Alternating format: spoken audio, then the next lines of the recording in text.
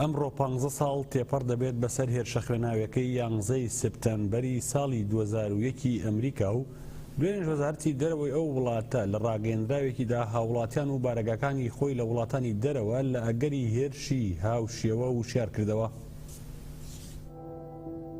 دەمەوبەیانی ڕۆژی 11 نۆی ساڵی 2001 لە ڕێگەی سێ فڕۆکەوە هێرشکرایە سەر هەردوو تاوەری سنتەری بازرگانی جیهان لە نیویۆرک و بارگای وەزارەتی بەرگری ئەمریکا لە ویلایەتی پەنسیلڤانیا و هەردوو تاوەرەکەیان تەقاندەوە.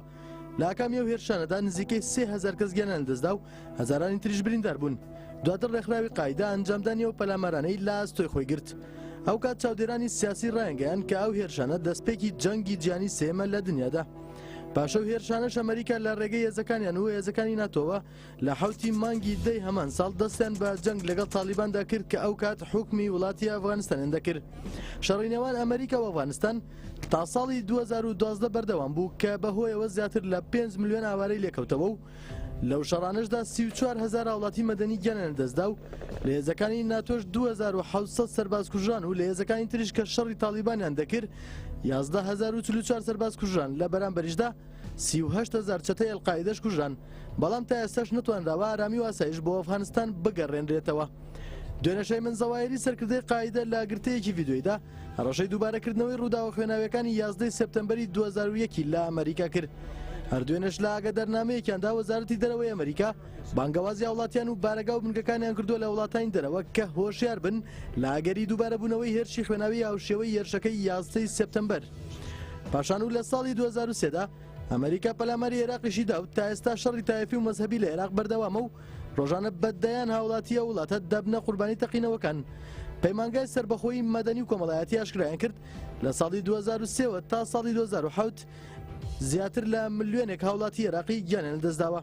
هەر لەو شەڕانشدا 4469 سەربازی هێزەکانی ئەمریکا کوژراون. لە مانگی سێ ساڵی 2011ەوە شەڕی سووریا دژوارتر بووە تا ئێستاش ئەو شەڕە بەردەوامە. ڕوانگەی سووریا بۆ مافەکانی مرۆڤ پێش 2 مانگ دو ئاماری قوربانیەکانی شەڕی سووریان بڵاو کردەوە و ڕایانگەیاند 260,000 هاوڵاتی لە شەڕەکانی سووریادا گیانیان دەستداوە. ئەمریکا و زل هێزەکانی دنیا لە ژێرناوی پرۆژەی ڕۆژهەڵاتی ناویندا قەیرانەکانیان قوڵتر کردوێتەوە.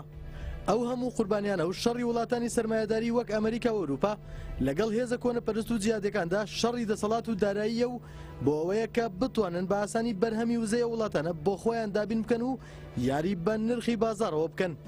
تەواوی وڵاتانی جیهانیش لە ئێستادا لەسەر بنەمای دەوڵەت نەتەوەدا مزراون و ئێستا ئیتر ئەڵتەرناتیڤی ئەو سیستەمەش هاتووە و خۆی لە نەتەوەی دیموکراتیدا دەبینێتەوە. جیهان پێویستی بە گۆڕانێکی ڕیشەیە لە سیستەمی دەوڵەت نەدەوەوە بۆ سیستەمی نەتەوەی دیموکراتی و هێنانەکایی کۆنفیدرالیزمی دیموکراتی. ئەو سیستەمەش لە ئێستادا لە ڕۆژاوای کوردستان خراوەتە بواری جێبەجێکردنەوە و بۆتە هیوایەک بۆ ڕۆژهەڵاتی ناوین.